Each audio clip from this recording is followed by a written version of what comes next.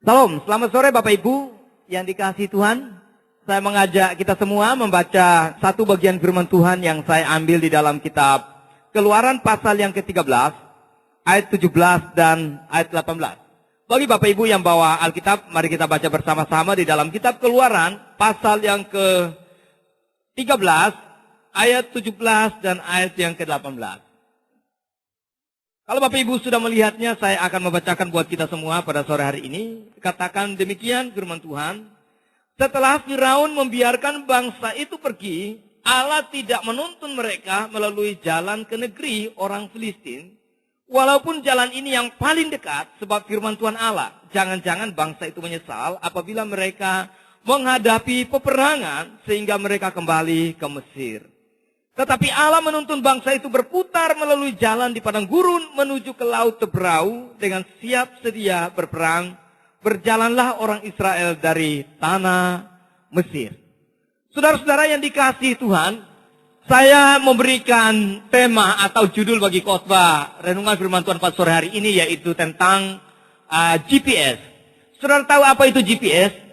GPS adalah suatu alat pemandu. Pada saat saudara hendak bepergian ke suatu tempat, atau misalnya saudara pergi ke luar kota, misalkan ke suatu tempat yang baru yang belum pernah saudara lalui dan belum pernah saudara ke tempat tersebut, maka saudara membutuhkan tuntunan atau petunjuk sehingga saudara bisa tiba di tempat itu dengan tepat. Nah saudara, kebanyakan alat yang lebih mudah untuk menjadi petunjuk bagi kita, yaitu saudara kalau punya mobil itu disebut dengan GPS misalnya, ya. GPS itu adalah Global Positioning System. Saudara bisa memakai alat ini misalnya di mobil, atau kalau saudara punya handphone yang memakai Android atau apa misalkan, maka biasanya saudara bisa download di sana dan saudara menggunakan alat ini untuk sebagai petunjuk arah atau sebagai alat pemandu untuk saudara bisa sampai ke suatu tempat yang baru yang hendak Anda tujui.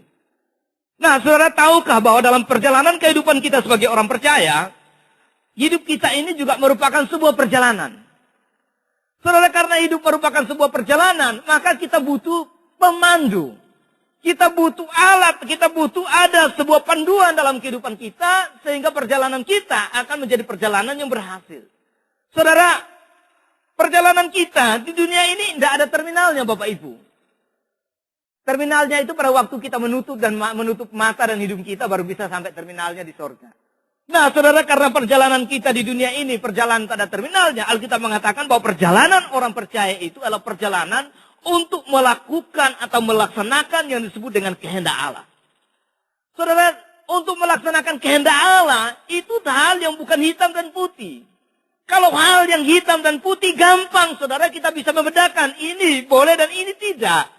Ini harus dan ini tidak perlu. Tetapi karena jalannya, petunjuknya tidak hitam dan putih, maka saudara kita perlukan yang disebut dengan tuntunan Allah, perlu kuasa dan pimpinan Tuhan dalam kehidupan kita, sehingga kita bisa mengerti apa yang seharusnya kita lakukan sebagai orang percaya. Saudara, belajar dari perjalanan bangsa Israel tadi Bapak Ibu, maka saudara belajar dari perjalanan hidup orang percaya. Apa yang tadi kita pelajari tadi di dalam kitab Keluaran pasal 13 tadi menjelaskan tentang perjalanan bangsa Israel pada waktu mereka dipanggil oleh Tuhan dan mereka keluar dari tanah Mesir. Alkitab mengatakan bahwa seharusnya mereka akan melewati tanah atau negeri orang Palestina atau orang Filistin, sehingga mereka akan tiba di tanah Kanaan itu kira-kira 14 hari. Tepatnya Bapak Ibu 11 hari. Tetapi Alkitab mengatakan Tuhan tidak menuntun bangsa itu melalui negeri orang Filistin, melainkan Tuhan menuntun mereka berputar. Sehingga seharusnya mereka menduduki tanah Kanaan dalam waktu 14 hari atau tepatnya 11 hari Bapak Ibu, menjadi 40 tahun. Saudara-saudara, menjadi 40 tahun itu tidak gampang Bapak Ibu. Saya yakin kalau perjalanan kehidupan kita demikian, misalnya diputar, dibalikan arah jalan hidup kita seperti yang dialami oleh bangsa Israel, mungkin kita ini akan banyak menggerutu. Kita mungkin bertanya, mungkin kita marah. Ada banyak hal yang kita tidak mengerti dan kita akan mempersalahkan. Apakah benar Tuhan memanggil kita? Apakah benar Tuhan ini benar dalam menuntun kita? Tapi saudara, saya ingin beritahu bahwa pikiran Tuhan itu tak terselami oleh pikiran kita. Amin Bapak Ibu. Jalan Tuhan tak terselami oleh jalan kita. Dan saya yakin pada waktu itu juga bangsa Israel tidak mengerti tujuan Allah dalam membelokkan arah perjalanan mereka. Tuhan memberitahu dengan jelas dalam firman ini dikatakan bahwa, saudara, dikatakan Tuhan tahu kalau mereka masuk melalui tanah orang Filistin, maka medan dan perjalanan hidup mereka semakin berat. Artinya ada sebuah pemeliharaan dan sebuah perlindungan ilahi yang Allah berikan bagi bangsa ini. Sehingga dia sengaja untuk tidak membawa mereka melalui jalan yang umum Bapak Ibu, tetapi mereka diputar. Saudara, kita lihat jelas di dalam Ulangan pasal yang ke-1. Ya, Ulangan pasal yang ke-1. Di saat terakhir Bapak Ibu, mereka hendak mengakhiri, mereka hendak memasuki tanah Kanaan, dan Musa dia mengadakan suatu pidato ataupun mengulangi kembali, mereview kembali perjalanan bangsa ini. Maka dia memberitahukan bahwa mereka begini Bapak Ibu. Dikatakan inilah perkataan-perkataan yang diucapkan oleh Musa kepada seluruh bangsa. Kepada Musa kepada seluruh orang Israel di seberang sungai Yordan, di padang gurun, di Araba Yordan, di tantangan Suf antara Paran dengan Tofel, Laban, Haserot, dan Sahab. Ulangan 1 ayat 2 dikatakan 11 hari perjalanan jauhnya dari Horeb sampai ke Kades Barnea melalui jalan pegunungan Seir. 11 hari ini harusnya adalah kalau mereka tempuh melalui tanah orang Filistin, maka 11 hari itu mereka sampai tanah Kanaan. Tetapi dia gunakan 11 hari untuk mereka berputar masuk ke Kades Barnea. Dan Ulangan pasal 8 ayat 2 dikatakan, ingatlah kepada seluruh perjalanan yang kau lakukan atas kehendak Tuhan Allahmu. Saudara, perjalanan bangsa Israel adalah kehendak atas kehendak Tuhan Allah. Dan saya yakin perjalanan hidup kita juga demikian. Di padang gurun selama 40 tahun. Dengan maksud merendahkan hatimu dan mencobai engkau untuk mengetahui apakah yang ada dalam hatimu. yakni apakah engkau berpegang pada perintahnya atau tidak. Jadi saudara, ada dua hal. Pertama, Tuhan membelokkan bangsa ini karena Tuhan ingin memberikan bagi mereka perlindungan ilahi, karena dia tahu medan dan perjalanan mereka hadapi lebih berat. Yang kedua, Tuhan ingin mengetahui kondisi hati mereka yang terdalam, apakah mereka betul-betul mengasihi Allah atau tidak. Saudara, itulah ujian atau ujian yang Tuhan berikan bagi bangsa Israel. Jadi ia merendahkan hatimu, membiarkan engkau lapar dan memberi engkau makan mana yang tidak kau kenal dan juga tidak dikenal oleh nenek moyangmu, untuk membuat engkau mengerti bahwa manusia hidup bukan dari roti saja, tetapi manusia hidup dari segala yang diucapkan oleh Tuhan. Jadi dalam perjalanan bangsa Israel ini, Bapak Ibu, Tuhan hendak memberikan bagi mereka pertama perlindungan ilahi, yang kedua ingin mengetahui kondisi hati mereka, dan yang ketiga memberikan pemeliharaan bagi mereka, Bapak Ibu, yaitu menunjukkan bagi mereka makan makanan mana yang turun dari sorga, yang tidak pernah diketahui oleh nenek moyang mereka, bahkan dalam generasi mereka pun mereka tidak kenal. Saudara tahu kenapa bangsa Israel begitu pintar, Bapak Ibu? Keturunan orang Israel, kalau di dunia ini ada orang-orang pintar, tapi perorangan, misalnya dari suku bangsa tertentu, jenius, itu jenis perorangan. Tapi kalau bangsa Israel itu semua rata-rata itu pintar secara genetika. Saudara, pernah dosen saya mengatakan alasannya adalah karena bangsa ini makan makanan yang pernah turun langsung dari sorga. Makanan yang gizinya itu langsung dari sorga. Jadi tidak pernah terkontaminasi oleh virus atau oleh macam-macam yang lain. Makanan yang murni, yang pure, yang orisinil dari sorga yang pernah dimakan oleh bangsa Israel.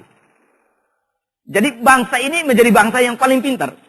Saya pernah satu kali sama Pak Stacy, teman saya, kami waktu kuliah S2 belajar bahasa Ibrani dari seorang Israel, orang Yahudi, seorang ibu, umurnya kira-kira 60 tahun, 60-an. Jadi waktu kami kursus, kami belajar kuliah, saudara, saya heran, ibu ini saking pintarnya Bapak Ibu, dia bisa 17 bahasa. Tinggal di Jalan Kayung, di sinagoga sana. 17 bahasa Bapak Ibu. Seluruh bahasa yang bulat Asia ini loh, dia kuasai semua. Jangan bahasa Inggris, jangan bahasa Jawa. Bahasa Jawanya lebih jago dari saya orang Indonesia, Bapak Ibu. Hari ini saya bahasa Jawanya payah, Bapak Ibu. Ini orang Yahudi bisa bahasa Jawa yang halus. Saudara, apa? Karena mereka bangsa ini pernah mengalami pemeliharaan yang langsung dari Allah, makanan yang turun dari surga. Bangsa lain tidak pernah mengalami itu, saudara. Jadi ada 3 alasan. Pertama, kenapa Tuhan balikan mereka? Tuhan membelok mereka karena Tuhan tahu perjalanan hidup mereka akan berat kalau mereka lewat jalan yang biasa. Yang kedua, Tuhan ingin tahu apakah mereka sungguh-sungguh mengasihi Tuhan. Dan yang ketiga, mereka mengalami yang disebut dengan pemeliharaan ilahi dari Tuhan. Saudara-saudara, tapi sering dalam kehidupan kita tidak senang untuk ikut dipimpin dan dikendalikan oleh Allah. Betul tidak Bapak Ibu? Senangnya bebas Bapak Ibu. Kita senang bebas. Orang itu tidak suka dikontrol. Saudara, saya juga demikian. Saya tidak suka dikontrol, diatur orang. Saudara, saya dengan istri saya itu jarang bertengkar di rumah soal makan, kebutuhan lain tidak ada. Tapi kalau saudara tahu kapan saya dengan istri saya engkel-engkelan, pada waktu saya nyetir mobil Bapak Ibu. Makanya tadi Citis ngomong, ya kamu nyetir hati-hati bahaya, ngaco setirmu. Saudara, saya dengan istri saya tengkar kalau nyetir Bapak Ibu. Karena ya istri saya takut dan dia berusaha untuk peringati saya terus. Saudara, manusia tidak suka diatur, diperingati. Tapi Tuhan melakukan itu karena dia punya alasan. Dan alasannya lebih mulia, lebih tinggi, lebih benar dalam bagi kita. Saudara yang dikasihi Tuhan, seringkali karena kita tidak mau diatur, maka kita senang untuk berbelok jalan kita sendiri. Tidak mau ikut dibelokkan oleh Tuhan. Jadi dikala hidup kita berbelok arah Bapak Ibu, seringkali kita berbelok arah Bapak Ibu, dan di dalam perjalanan hidup kita, waktu kita berbelok arah, ada 3 pilihan dalam hidup kita. Mengikuti Tuhan. Pertama, kita berbelok sendiri. Yang kedua, dipaksa dan dibelokkan oleh Tuhan seperti bangsa Israel. Dan yang ketiga, ada pilihan kita mau ikut instruksi Tuhan dengan rela untuk mengikuti pimpinan Tuhan dalam hidup kita. Semuanya saudara ada resikonya. Tetapi Bapak Ibu, mungkin pilihan-pilihan yang paling terbaik, ya ikuti instruksi Tuhan dan pimpinan Tuhan daripada kita berbelok sendiri. Saudara, berbelok sendiri, seringkali Bapak Ibu, ya ada banyak masalah yang kita alami juga. Saya satu kali, tepatnya 2 bulan yang lalu, salah satu jemaat kita meninggal dan dia pulang ke Jombang. Sebelum meninggal tuh pulang ke Jombang, sakit kanker. Jadi sebelum meninggal 1 minggu sebelumnya saya pergi mendoakannya. Setelah mendoakan, 1 minggu kemudian meninggal. Jadi waktu meninggal, dia semayam di rumah duka yang ada di Jombang. Pada waktu meninggal, saya ditelepon oleh keluarga. Akhirnya saya mengajak ada 2 kelompok kesan kita berangkat ke sana. Bawa 2 mobil. Bawa 2 mobil. 1 pemimpin kesan nyetir, saya ada di dalam. 1 pemimpin kesan nyetir dengan rombongan yang lain di belakang. Nah, kebetulan kami sendiri semua tidak pernah tahu tempat persemayaman ini di Jombang ini. Tidak pernah tahu. Jadi kita berangkat sendiri dengan kira-kira tempatnya. Begitu sampai di Jombang, ditelepon, Pak sudah sampai di mana? Ya sudah sampai di Jombang. Dikasih tahu arahnya. Kamu akan lurus sampai di Jombang itu lurus ke arah Kediri. Nanti belok kiri sekian meter, saudara bisa akan ketemu rumah dukanya. Yang di belakang saya, dia bawa GPS di mobilnya. Jadi dia sudah setel petunjuknya. Dia udah tahu arahnya. Tapi kami yang di depan tidak punya. Kebetulan ketua kesan saya adalah orang yang nekat Bapak Ibu. Jadi istilahnya GPS-nya itu GPS by feeling Bapak Ibu. Ya ikut perasaan aja. Akhirnya saudara, saya tanya. Yang di belakang tanya, Pak tahu arahnya? Oh tahu, dia bilang tahu. Tahunya gimana? Pokoknya aku yakin pasti tahu. Pasti sampai. Saudara ini enggak? Ya saya yakin-yakinnya. Ya udah kita ikut saja. Ternyata Bapak Ibu tahu berbeloknya kemana? Bukan berbeloknya, bukan belok arah pergi ke Kediri. Tapi dia belok arah pergi ke Pare Bapak Ibu. Jadi akhirnya saudara kita sudah sampai di Jombang. Harusnya 5 menit sampai di tempat tujuan. Tempat persemayaman. Saudara kita belok arahnya itu sampai di Jukir, di pabrik gula. Yang perbatasan Pare dengan Jombang Bapak Ibu. Itu 1 jam lebih loh perjalanan. Harusnya jam 8 saya pimpin ibadah penghiburan. Ya sampai sana jam 9. Kita putar balik lagi jam 10 baru sampai di rumah duka. Sampai sana orang lain sudah pimpin kebaktian Bapak Ibu. Saya tidak pimpin. Ya alasannya apa? Tempat teman saya ini ngeyel. Dia seolah-olah dia tahu sehingga belok paksa diri Bapak Ibu. Ya hanya ya kita nyasar jauh. Saudara, Perjalanan hidup kita juga begitu. Dan dalam Alkitab ada banyak orang tidak mau dipimpin oleh Tuhan. Tidak mau. Sehingga paksa berok ala jalan hidup sendiri. Dalam Alkitab itu banyak Bapak Ibu. Ya. Tapi kalau tidak mau dipimpin oleh Tuhan, kadang juga Tuhan paksa membelokkan kita. Saya berikan contoh dalam Alkitab. Misalkan ada. Nah, Musa melarikan diri kemudian dipaksa dibelokkan oleh Tuhan ke Mesir. Yang kedua Yunus dapat perintah Tuhan. Yunus, kamu pergi beritakan Injil ke Niniwe. Yunus berkata, bukan, bangsa itu menjajah bangsa kami. Tidak, saya tidak suka. Dia lari pergi ke Tarsis, Bapak Ibu. Apa yang terjadi, saudara? Tuhan membelokkan dia secara paksa. Dan akhirnya dia harus masuk dalam perut ikan. Saudara, kalau kita lari dari hadapan Tuhan, kita mencoba untuk memilih jalan kita sendiri. Tapi kalau Tuhan punya rencana, Tuhan bisa memaksa kita untuk harus balik melalui jalan dia. Persoalannya adalah, kadang bypass yang Tuhan buat itu sulit Bapak Ibu. Seperti Yunus. Dia masuk dalam perut ikan 3 hari Bapak Ibu. Dalam kegelapan. Hidup dalam sebuah kegelapan alam semesta Bapak Ibu. Jangan sampai kita mengalami hal yang demikian terjadi. Yang ketiga, misalkan Paulus membunuh orang umat Tuhan. Akhirnya Tuhan paksa dia dan dia menjadi rasul. Dan yang keempat, Bileam. Bileam pada waktu orang Israel hendak masuk ke tanah negeri Moab. Dipanggil sama Raja Balak. Diutus-utusan datang. Bileam, kamu datang mengutuki orang Israel. Supaya mereka berperang, mereka kalah dan kami menang. Saudara, waktu Bileam dipanggil demikian, Bileam bilang, sabar, saya mau berdoa dulu, tanya Tuhan. Tuhan, bolehkah saya pergi mengutuk bangsa itu? Tuhan bilang, nggak boleh. Karena bangsa itu saya yang memimpin mereka.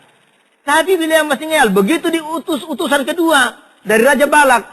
Raja Balak itu bukan pemain sepak bola Balak yang di Jerman, saudara. Ini Raja Balak, Raja Moab. Saudara, dia datang dikirim utusan lagi, Bapak Ibu. Datang dengan pangkat yang lebih tinggi dan janji emas perak lebih banyak. Saudara, Bileam berangkat bersama dengan mereka. Dengan naik keledainya. Begitu sampai di jalan, Bapak Ibu, hendak. Sampai di jalan, tiba-tiba keledai tunggangannya, Bapak Ibu, belok, Bapak Ibu, lari. Tidak lari ikuti rombongan, tapi lari ke sawah, Bapak Ibu. Kamu bilang ambil pentung dipukul sama keledainya. Dasar keledai bodoh. Dibalikan lagi. Begitu jalan Bapak Ibu sampai di satu tempat yang ada kebun anggur. Ada tembok, keledainya lompat. Dia lompat, kakinya Bileam terjepit dengan tembok. Begitu kakinya kesakitan. Dia teriak, dasar keledai bodoh. Dia ambil pentungnya mau dipukulin pada keledainya. Tiba-tiba Tuhan buka mulut keledai. Dan keledai harus bicara dalam bahasa manusia. Keledai berkata, Tuhan Bileam, sekian waktu aku menjadi keledai tungganganmu, engkau bawa saya kemana saja engkau mau. Pernahkah aku berbuat demikian? Bileam bilang, tidak, kamu tidak pernah berbuat demikian. Tapi sekarang kamu mempermalukan saya di hadapan para utusan raja ini. Saya kalau di tanganku ada pedang, saya bunuh kamu. Tuhan buka mata Bileam. Dia lihat di depannya ada seorang malaikat pegang dengan pedang yang bernyala-nyala berkata, bukan keledainya salah. Kamu yang salah. Tuhan bilang, kamu tidak boleh pergi. Kamu paksa diri untuk pergi ke sana. Kalau seandainya tadi di jalan yang sana keledaimu tidak berbelok ke tempat sawah, saya sudah bunuh kamu dan saya biarkan keledaimu pulang. Saudara, Tuhan paksa dia, akhirnya apa? Ya harus pulang. Dia bertanya, Tuhan boleh aku pulang? Ya, Tuhan dia bilang, ya kamu pergi saja, tapi kata-kata yang kamu mau kutuk tidak boleh. Kamu ubah kata-kata menjadi kata berkat. Artinya Tuhan ubah sebuah niat dan semua jalan hidupnya diubah oleh Tuhan. Saudara, itulah yang terjadi dalam hidup kita. Jadi saudara, kalau kita paksa untuk berbelok sendiri, maka Tuhan yang akan membelokkan kita, Bapak Ibu. Yang ketiga, kita mau rela mengikuti instruksi Tuhan atau arahnya Tuhan. Ada beberapa contoh yang kita bisa lihat, misalkan Abraham. Pada waktu Abraham dipanggil oleh Tuhan, Abraham, kamu pergi ke negeri yang akan kutunjukkan kepadamu. Saudara tahu negeri yang akan kutunjukkan kepadamu? Tuhan tidak katakan kamu ke Kanaan. Tidak. Ke negeri yang akan kutunjukkan padamu. Hari ini kalau ada orang suruh saya, Samuel, kamu pergi ke tempat yang akan kutunjukkan padamu. Boro-boro sama ikut dia. Saya bilang, kamu ngomong yang benar dulu. Ke tempat yang akan. Mana? Saudara, ini artinya apa? Perlu ada suatu respon iman yang benar. Dan apa saudara? Abraham mengikuti instruksinya Allah. Begitu Tuhan suruh dia pergi, Saudara, dia tidak tanya banyak tanya, dia pergi dan pergi. Saudara, begitu sampai di tanah Kanaan dulu, baru Tuhan dibilang, tanah ini akan kuberikan kepadamu, menjadi milik pusakamu, dan menjadi milik keturunanmu turun-temurun sampai selama-lamanya. Dan saudara, dengan demikian hari ini kita boleh menikmati iman menjadi orang percaya, karena kita menikmatinya dari iman Abraham, yaitu menjadi bapa segala orang percaya dari keturunan Abraham, Yesus Kristus, dan hari ini kita semua menjadi orang percaya. Apa kuncinya? Dia taat mengikuti instruksinya Allah. Tidak gampang. Yesus misalkan taat ikuti, dia selesai puasa, Roh Allah bawa kemana? Ke padang gurun untuk dicobai. Filipus dibawa untuk memberitakan Injil, dan Paulus pada waktu dia berada di Troas,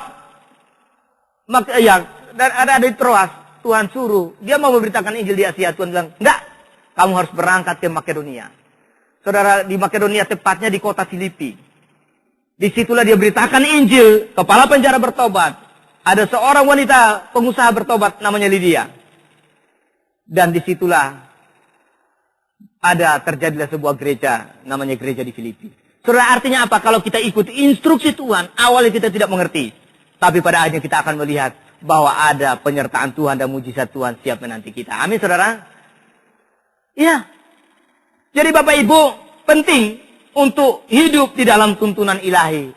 Hidup di dalam God's Positioning System. Kalau tadi judulnya adalah Global Positioning System, sekarang kita ubah menjadi God's Positioning System. Artinya, hidup di dalam tuntunannya Allah. Saudara yang dikasihi Tuhan, tapi kadang-kadang kita berbelok dalam perjalanan kita, kan kita salah. Betul enggak? Pada waktu kita salah, Bapak Ibu, kita minta supaya apa, saudara? Supaya mungkin kita bisa telepon teman kah, atau orang yang memberikan kita petunjuk kah, kita bisa bertanya. Pasti ditanya, posisimu di mana? Maka Bapak Ibu, kita harus tahu di mana posisi hidup kita, sehingga kita bisa hidup benar di hadapan Allah. Harus tahu. Kalau pertama, saat kita berbelok arah dan salah belok, maka yang kedua kita harus tahu bahwa di mana posisi kita hari ini. Di mana keadaan kita. Untuk kita mengalami sebuah perubahan, kita harus tahu kondisi kita yang sesungguhnya. Hanya saya yang tahu diri saya. Untuk berubah, saya sendiri yang tahu diri saya. Bukan orang lain. Amin Bapak Ibu. Dan saya yakin untuk berubah, saudara sendiri yang tahu posisi dan keadaan Anda. Dan pasti Tuhan tanya kita, mana, apa masalahmu? Saudara, misalnya Adam misalnya. Kejadian pasal yang ketiga. Waktu Adam jatuh dalam dosa, Tuhan datang dan bertanya, Adam, di manakah engkau?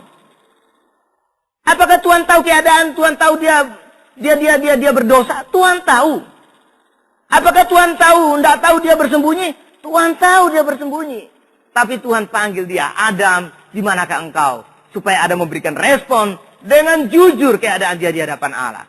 Saudara, kalau saya misalkan tanya, dan Tuhan yang tanya, Adam di manakah engkau? Pasti Adam bertanya, dia menjawab, Tuhan, aku di sini. Aku sembunyi. Tapi aku dalam keadaan telanjang. Saudara, itu terlalu vulgar Bapak Ibu. Kalau saya bisa dialekkan dalam bahasa Inggris misalnya begini. Adam, kondi. Kondi Adam. Adam bilang, aku nang kene Tuhan. Ya apa keadaanmu? Ya aku ndak ono katoke Tuhan. Saudara, bukan persoalannya apa, bukan ndak ono katoke. Adam kondi, aku nang kene Tuhan. Ya apa? Aku ndak ono katoke Tuhan. Ya apa, kenapa kamu ndak ono katoke? Persoalannya di sini saudara, bukan persoalan ndak ono katoke. Adam harus mengakui kondisi dia. Karena saudara tak baca di dalam pasal 2 ayat 25. Juga begitu. Adam dan bojonya ndak ono katoke. Tapi mereka ndak malu. Sekarang begitu Tuhan cari mereka. Mereka malu dan bersembunyi. Padahal sama-sama ndak ono katoke. Saudara harus mengerti di sini. Bahwa Adam harus mengakui bahwa sekarang dia di dimensi yang berbeda dengan Allah. Yang tadinya dia sama-sama dalam posisi Allah. Sehingga Adam dan bojonya ndak ono katoke. Tapi mereka ndak merasa malu. Sekarang Adam dan bojonya ndak ono katoke. Tapi mereka malu. Kenapa? Karena mereka ada dalam dimensi yang berbeda. Untuk berubah, Anda harus tahu kondisi Anda. Tuhan minta dia menjawab kondisinya dengan jujur. Tuhan minta kita harus dengan jujur. Tahu kondisi tepat kita di mana kita berada. Baru kita bisa berubah. Yang kedua. Misalnya Kain. Tuhan tanya, kenapa mukamu muram? Bukan persoalannya mukanya muram. Persoalannya persembahannya tidak diterima. Sehingga menyimpan dengki dan amarah dalam hidupnya. Dan yang ketiga. Misalkan Elia. Elia dalam perjalanan jauh 40 hari. Dia sembunyi. Karena dia stres. Saudara, dia stres loh. Jangan salah. Hamba Tuhan juga bisa stres loh Bapak Ibu. Dia stres. Tuhan datang. Elia, apa kerjaanmu di sini? Oh Tuhan, aku bekerja, berjerih lelah untuk membela Tuhan. Tuhan bilang, tidak, bukan kamu membela saya. Kamu harus pulang. Kembali pada pekerjaan dan pelayananmu. Jadi saudara, Tuhan selalu bertanya. Untuk berubah, Tuhan selalu bertanya Bapak Ibu. Saulus, mengapa engkau menganiaya aku? Petrus, di manakah imanmu? Saudara, Petrus pada waktu lihat Tuhan datang berjalan di atas air, Petrus dengan iman bernyala-nyala, Tuhan, di manakah engkau? Apakah itu engkau? Tuhan bilang, itu aku. Ini aku. Oh, kalau itu Tuhan suruh aku datang. Petrus lompat dengan imannya bernyala-nyala. Datang. Jalan, cek, jalan di atas air. Begitu lihat ombaknya berat, ombaknya besar. Wah, dia mulai takut, melihat. Waduh, mulai tenggelam dia. Tuhan bertanya, Petrus, kenapa engkau ragu? Di mana keimanmu? Saudara, kadang-kadang persoalan besar berat datang, kita juga bertanya, Tuhan, kita demikian. Rasanya kita nggak kuat. Tuhan selalu tanya, di mana imanmu? Di mana kita perlu berguna, Bapak Ibu? Dalam menghadapi pelayanan kadang juga demikian. Saudara, satu kali saya ditelepon salah satu ketua kesan saya di Krian. Kebetulan ketua kesan itu minta, Pak Sam, bisa nggak malam ini datang ke kesan kita? Untuk apa? Mendoakan Pak Kiai. Waduh, kenapa Pak Kiai? Pak Kiai perutnya membesar. Namanya Kiai Ahmad. Perutnya membesar. Sudah 3 bulan nggak bisa kencing, nggak bisa berak. Terus, ya kami minta Pak Pendeta datang doakan dia. Saudara, saya pertama itu uring-uringan. Mau pergi atau enggak gitu ya. Kenapa? Ini pendeta doakan Kiai. Kalau tidak sembuh berarti anggap pendetanya tidak sakti gitu. Jadi saudara, saya berusaha untuk menghindar. Tapi saudara, Tuhan ngomong dalam waktu saya pulang, ngomong, di mana imanmu? Kamu harus mendoakan dia. Saudara, saya pulang malam itu, saya ke kesan. Kesannya waktu itu di Pejaya, kalau saudara di daerah Trosobo sana. Saya ke kesan malam itu, saya datang. Tapi dengan penuh keraguan, bisa nggak saya doakan dia sembuh enggak ya? Saya minta Tuhan, kalau benar Tuhan, tolong sertai saya. Saudara, saya ragu benar. Bapak Ibu, saya datang, begitu datang Pak Ahmad duduk, dipanggil, duduk di kelompok itu. Dan memang benar, saya lihat dia pakai sarung dan perutnya besar Bapak Ibu. Saudara, saya dengan seyakin-yakinnya, saya minta anggota kesan, ayo kita doakan Pak Ahmad. Saudara, kami doakan dia dalam nama Yesus. Tadian saya bilang, Bapak perlu terima Yesus hari ini. Saudara, doakan, terima Yesus malam itu. Dan aja kita doakan dalam nama Yesus. Sembuh. Saya pikir indah apa-apa. Kalau tidak sembuh tidak apa-apa. Ini usianya sudah tua juga. Jadi kalau dia mati ya juga tidak apa-apa. Sekalian Bapak Ibu. Daripada tidak doakan dia. Terus saya doakan dalam nama Yesus Pak Ahmad. Sembuh. Saudara. Besok pagi saya ditelepon sama ketua kesan. Pak Samuel. Kenapa? Pak, tahu Pak Ahmad. Pak Ahmad gimana? Udah mati? Oh tidak maksudnya. Gimana dia? Dia sudah bisa kencing dan bisa berak. Terus apa? Tapi yang anehnya waktu dia berak, yang keluar kantong plastik, yang keluar handuk. Loh, yang benaran loh, iya benar. Saya telepon Pak Ahmad, pernah makan kantong plastik dan handuk? You know, apa itu kantong plastik dan handuk? Itu bukan makanan Bapak Ibu, itu bagian. Saya tanya, pernah makan? Ya enggak Pak, masa saya anak kecil. Tapi kok bisa keluar gitu? Ya enggak tahu. Saudara Bapak Ibu, kadang-kadang kita diperhadapkan dengan hal yang sepertinya kita enggak sanggup, benar, dan kita ragu. Tuhan tanya, di mana imanmu? Penting saudara, iman itu. Dan Tuhan tanya pada Petrus, apakah engkau mengasihi aku? Petrus kan orang paling berani Bapak Ibu. Belum apa-apa, dia ngomong duluan sebelum mikir. Sama dengan saya juga suka ngomong sebelum mikir Bapak Ibu. Ya, Petrus ngomong, Tuhan, kalau kamu disalibkan, hari ini kamu disalibkan di mana? Aku mau disalibkan di situ. Tapi apa yang terjadi Bapak Ibu? Pada waktu Tuhan Yesus ditangkap, datanglah perempuan tua, cuma tanya, kamu temannya? Oh no, aku tidak kenal. Sampai sumpah-sumpah lagi. Tuhan bilang, sebelum ayam berkokok 3 kali kamu sudah nyangkal aku. Sumpah dia. Saudara, pada waktu Yesus selingkan lari semuanya. Bukan larinya lari dekat-dekat, pergi kembali kepada pekerjaannya dia. Tapi Tuhan Yesus itu luar biasa Bapak Ibu. Tuhan Yesus kasihnya luar biasa. Begitu Tuhan Yesus bangkit, panggil, kumpulkan mereka di pinggir pantai. Sarapan, makan pagi, makan ikan bakar, makan ikan panggang. Baru Tuhan Yesus tanya, Petrus, apakah engkau mengasihi aku? 3 kali. Petrus, apakah engkau mengasihi aku? Petrus, apakah engkau mengasihi aku? 3 kali. Baru Petrus menangis terseduh-seduh. Dan saudara, akhir dari pertanyaan itu. Petrus akhir hidupnya berbeda dengan waktu awal. Apa yang terjadi Bapak Ibu? Pada waktu di Roma, orang Kristen ditangkap, dianiaya. Petrus hampir lari, dia teringat dengan itu. Kalau saudara baca saya kasih tahu Anda, kalau mau tahu kisah ini, saudara baca satu buku namanya Quo Vadis Domino. Itu salah satu novel Kristen yang sangat bagus. Ya. Petrus ingin lari. Tapi begitu di lari perjalanan Tuhan Yesus ketemu dia, kamu mau kemana? Kalau kamu seperti, maka aku balik ke Roma untuk disalibkan. Saudara, apa yang terjadi? Petrus balik ke Roma dan memberi dirinya salibkan. Dia bilang, salibkan aku kepalaku dari bawah dan kakiku dari atas. Jangan salibkan aku sama seperti Tuanku. Saudara, ada sebuah perubahan dan transformasi yang terjadi. Yang pertama ingat, Tuhan selalu bertanya kepada kita. Mana engkau? Saudara, dan yang terakhir. Seringkali kita bertanya dalam persoalan besar, di mana Tuhan? Apakah Tuhan ada atau tidak? Persoalanku sepertinya doaku tidak dijawab oleh Tuhan. Berat Tuhan, di mana Tuhan engkau? Bisnisku rugi, usahaku rugi. Aku dicia oleh temanku yang saya percayakan pegang keuangan. Aku dicia oleh teman bisnisku. Di mana Tuhan? Padahal tiap pagi saya berdoa.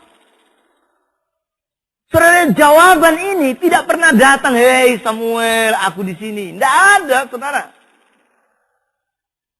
Tapi apakah Tuhan tidak ada dan Tuhan tidak memegang kendali dia semuanya itu?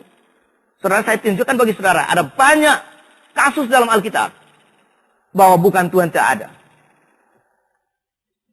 Tuhan memperlihatkan dirinya dengan jelas kepada Musa pada waktu di padang gurun. Sudah kehilangan visinya, dia sudah menjadi mertua indah, gembala kambing domba yang tadinya punya visi yang besar. Sekarang yang dia dengar hanya kambing domba di padang gurun, be di sana saudara.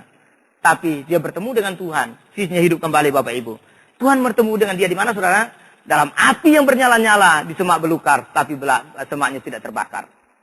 Yang kedua, Yunus, Allah hadir dalam badai. Yang ketiga, Elia, Allah datang dalam angin yang sepoi-sepoi, tempat persis persembunyian dia. Yang ketiga, bangsa Israel di padang gurun, Allah hadir di tiang awan di waktu siang dan tiang api di waktu malam. Dan yang ketiga, Sadrak, Mesak, dan Abednego, waktu mereka dalam perapiannya bernyala-nyala. Apakah Tuhan tidak menolong mereka untuk melepaskan pada waktu mereka dibuang di dalam? Saudara, mereka dibuang di dalam dan hanya 3 orang. Dan saya yakin 3 orang ini juga tidak melihat bahwa Tuhan ada dalam api itu. Tapi ada orang, raja yang memerintahkan untuk mereka dibuang dalam api. Raja berkata, aku lihat ada orang yang keempat, sepertinya anak dewa. Tuhan ada dalam perapian yang bernyala-nyala. Di mana lagi Tuhan hadir? Tuhan hadir dalam pesta. Pada waktu terjadi pesta di perjamuan di Kana, siapa bisa anggur? Tuhan hadir. Tuhan hadir juga pada waktu ada perjalanan, ada duka cita di Nain. Tuhan juga hadir. Saudara, di mana posisi Allah? Saya ingin katakan bagi Anda bahwa Tuhan hadir tepat dalam pusat persoalan yang kau hadapi. Amin. Tuhan hadir pada waktu engkau susah, dia ada. Pada waktu engkau senang, dia ada. Pada waktu engkau berhasil, dia ada. Pada waktu engkau ditipu, dia ada. Pada waktu engkau sakit, dia ada. Engkau kehilangan, dia ada. Waktu engkau bahagia dan bisnismu diberkati oleh Allah, dia ada. Waktu engkau banyak dan bersimbah dengan air mata, dia ada di sana. Tepat dalam kondisi pusaran persoalan hidup yang kau hadapi hari itu, Allah ada di sana. Itu yang disebut dengan God Positioning System. Dia ada dan memegang kendali dalam semua sistem yang terjadi dalam hidup ini. Izinkan dia menjadi pemandu dalam hidupmu. Amin. Seperti bangsa Israel dipandu oleh Tuhan. Saudara, saya mengakhiri khotbah saya dengan satu cerita. Saudara akan menyimak cerita ini dan pada akhirnya saudara tahu bahwa hidup ini berada dalam kendali Allah. Tepatnya tahun 1985. Ini kisah ini ditulis oleh seorang namanya Arnold Fine. Memasukkan cerita ini namanya Surat Dalam Dompet. Ke dalam sebuah majalah yang terbesar di Amerika waktu itu namanya Rider Digest. Itu kalau majalah itu, surat kabar itu merupakan surat kabar yang salah satu yang terbesar pada waktu itu. Kalau sekarang mungkin setara dengan Kompas dan Jawa Pos. Dalam opla yang besar, setiap kali diterbitkan itu sangat besar. Dan pembacanya sangat luas.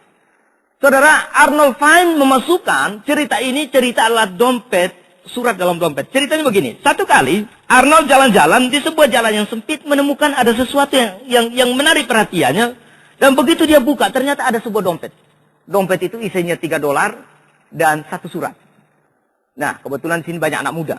Saudara, dalam surat itu, dia buka dompet itu, dan dia mengambil suratnya, begitu dia baca menarik. Menarik karena ditulis oleh seorang wanita, anak muda bernama Hana. Dia menulis surat ini demikian, dikatakan demikian. Surat itu ditujukan kepada seorang laki-laki namanya Michael Bogestein. Jadi surat itu berbunyi begini.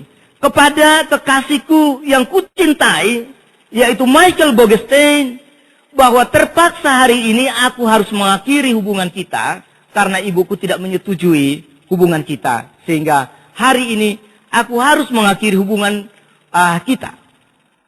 Tetapi ingat, bahwa aku tetap mencintai engkau untuk selama-lamanya. Saudara, sudah putus tapi masih mencintai untuk selama-lamanya.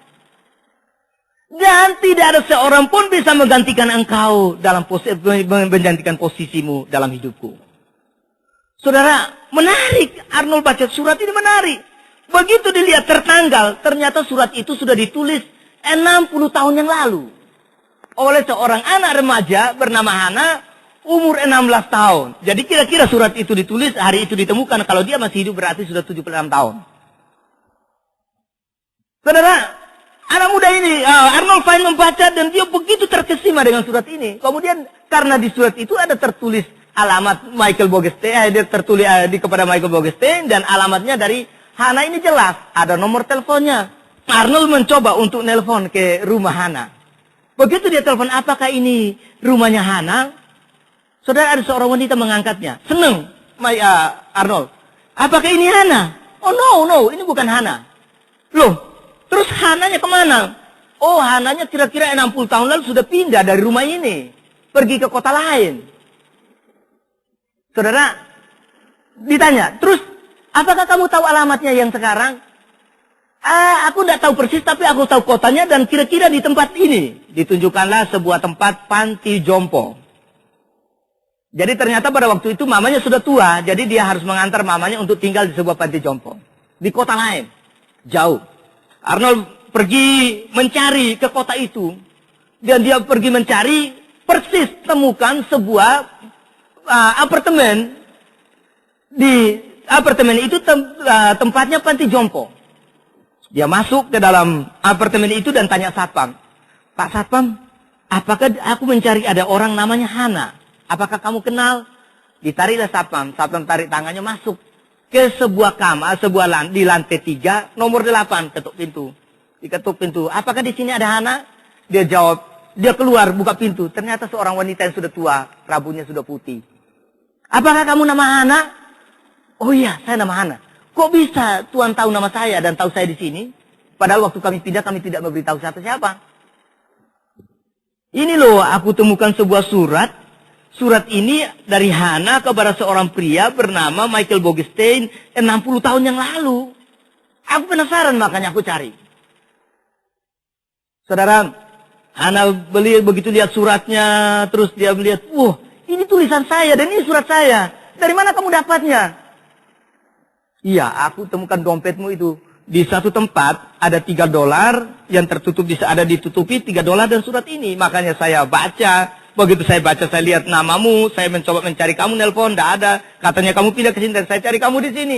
Dia lihat, dia mulai cerita dengan air mata. Iya, saya 60 tahun yang lalu pernah punya pacar namanya Michael Bogestein. Pria yang sangat ganteng, baik dan sopan sekali. Saya yakin dia adalah pria idaman bagi setiap pria. Saya begitu mencintainya. Tapi sayangnya, mama saya pada waktu itu tidak menyetujui hubungan kami. Dan terpaksa saya batalkan hubungan kami. Tapi saya tetap mencintai dia sampai hari ini. Dan kalau kamu tolong beritahu dia kalau kamu ketemu dia, kasih tahu bahwa hari ini aku masih mencintai dia. Loh, sudah 60 tahun loh, saudara. Arnold dengan penuh kesima mendengarkan cerita dari Hana. Selesai. Ya, tapi ya asal ya karena dia sudah tahu sudah 60 tahun, tidak mungkin ketemu. Dia keluar, terus satpamnya tanya, Pak, gimana kok bisa ketemu dan ceritanya apa sih kok jauh-jauh datang cari wanita ini? Baru dia cerita satpamnya, ini ada namanya Hana, pernah pacaran, 60 tahun yang lalu putus, kemudian nulis surat, saya ketemu suratnya di jalan.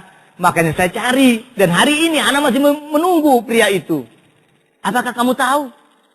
Satpam tidak banyak ngomong. Ambil tangannya ditarik. Ayo masuk. Masuk kembali kepada apartemen itu. Naik. Naik ke lantai 8 nomor 3. Tadi lantai 3 nomor 8. Mereka naik ke lantai 8 nomor 3. Ketuk pintu. Halo, apakah di sini namanya Michael Bogestein? Dibuka pintu. Ada seorang pria yang memang ganteng, masih ada sisa-sisa kegantengannya. Karena usianya sudah bukan 70, sekitar 76 sampai 80 tahun. Jadi masih sisa-sisa kegantengannya. Meskipun ya rambut sudah putih, berkerut-kerut. Tapi masih sisa-sisa itu. Ditanya, betulkah kamu nama Michael Bogestein? Oh ya, kok Tuhan bisa tahu nama saya dan saya di sini? Saya perlu memberitahu kamu. Saya menemukan satu surat yang pernah ditulis oleh seorang anak muda, seorang wanita bernama Hana. Dan surat itu sekarang saya masih pegang tangan saya. Surat itu 60 tahun yang lalu dia tulis buat kamu. Apa pernah kamu kenal wanita ini? Oh ya, aku kenal wanita itu. Dulu saya pacaran dengan dia, umurnya 16 tahun. Tapi karena mamanya tidak setuju. Jadi saya tidak tahu, tiba-tiba menghilang begitu saja. Sampai hari ini saya tidak pernah ada kontak dengan dia. Tapi karena saya mengasihi dia, saya juga menunggu dan saya tidak pernah menikah lagi. Saya tidak pernah menikah. Saudaraku, dikatakan kalau kamu ketemu dia, katakan saya juga masih mengasihi dia. Saudara, Arnold menarik tangannya, ayo turun ikut saya. Turun. Ke lantai 3 nomor 8 tadi, ketok pintu. Begitu ketok pintu, keluarlah Hana. Hana keluar dan mulai dipertemukan. Ditunjukkan pria ini, apakah kamu mengenal wanita ini? Dan apakah kamu kenal pria ini? Mereka dua mulai saling pandang. Karena sudah banyak perubahan, sudah 60 tahun loh saudara. Saling pandang. Saudara, tiba-tiba Hana tarik, memegang tangan dari Michael. Dan Michael tarik tangannya. Oh, saudara, mereka saling menari. Dan akhirnya berpelukan seperti Teletubbies, Bapak Ibu. Saudaraku, mereka berpelukan seperti Teletubbies. Oh, dengan terharu. Masing-masing mengeluarkan air mata. Mulai mereka menceritakan keadaan mereka masing-masing dan saling melepas rindu yang 60 tahun yang lalu, saudaraku. Saudara, tahu akhir ceritanya Bapak Ibu? Setelah Arnold menyaksikan kejadian yang mengharukan itu, dia pulang. Dan saudara tahu, 2 minggu kemudian, Arnold menerima surat undangan untuk menghadiri pernikahan. Ada satu pasangan. Ada pasangan yang menikah, seorang pria 80 tahun dan seorang wanita yang 76 tahun Bapak Ibu. Yaitu Michael Bogestein dan Hana. Saudara, kisahnya bukan masalah terletak di kisahnya begitu mereka tua, tidak. Saudara, kisahnya masing-masing di tempatnya, tidak ada masing-masing tahu satu di mana. Tapi mereka tinggal di apartemen yang sama, dengan menyimpan rindu yang sama, cinta yang sama 60 tahun. Dan tidak ada satu pun bisa mempertemukan mereka. Tapi ada hanya satu kejadian ajaib. Hanya ada Arnold yang menemukan sebuah dompet dan ada surat itu. Dengan peristiwa sederhana ini, 2 orang yang bisa dipertemukan dengan rindu 60 tahun itu. Akhirnya tersampai juga, saudara. Saudara tahu cerita itu? Artinya begini, Allah pegang simpul-simpul dalam hidup kita. Amin. Allah pegang simpul-simpul dalam sejarah dan perjalanan hidup kita. Karena itu Bapak Ibu, kalau saudara bertanya, di manakah Allah? Saya berkata di sini Allah. God present and control the whole system for the people to His purpose for the people of God. Artinya Tuhan hadir memegang semua kontrol sistem dalam alam semesta ini untuk kebaikan orang yang mengasihi Dia. Amin. Itu yang dikatakan Roma pasal 8 ayat 28. Allah turut bekerja dalam segala sesuatu. Untuk apa saudara? Mendatangkan kebaikan bagi mereka yang mengasihi Dia. Saudara, kalau engkau mengerti itu hal ini hari ini, mari kita memberikan diri kita hidup di dalam GPS, yaitu God Positioning System, yaitu dalam tuntunan Allah. Engkau tidak pernah menyesal dalam hidupmu. Amin. Kau lihat mujizat Tuhan terjadi dalam hidupmu. Amin. Mari kita berdoa.